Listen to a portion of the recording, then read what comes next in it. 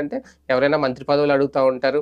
ఇంకో పదవి అడుగుతారు. ఈయన డైరెక్ట్‌గా స్పీకర్ పదవే అడిగేశారు. ఓకే. ముందు ఆయన ఎక్కడి నుంచి బరిలో దిగుతారు, గెలుస్తారా లేదా అనేది ఒక క్లారిటీ రావాలి. టీడీపీ అధికారంలోకి వస్తుందా రాదా అనేది ఒక క్లారిటీ రావాలి. వచ్చిన తర్వాత ఖచ్చితంగా ఆయన కోరినట్టు స్పీకర్ పదవి ఇస్తారా లేదనేది ఇంకో క్లారిటీ రావాలి. కాకపోతే ఏంటంటే ఆయన స్పీకర్ పదవిలో కూర్చొని మొత్తం సభనంతా నడపాలి అనేది ఆయన కోరికగా ఉంది. ఖచ్చితంగా మరి ఆ కోరిక నెరవేరుతుందో లేదో చూడాలి. తెలుగుదేశం పార్టీ అధినేత చంద్రబాబు నాయుడు గారు ఆయన కోరిక తీరుస్తారో లేదో చూడాలి. ఎట్టకేలకు టీడీపీలో చేరడం ఒక వ్యూహాత్మకమే అని చెప్పుకోవాలి. చాలా వ్యూహాత్మకంగా ఆయన టీడీపీలో అయితే చేరిపోయారు.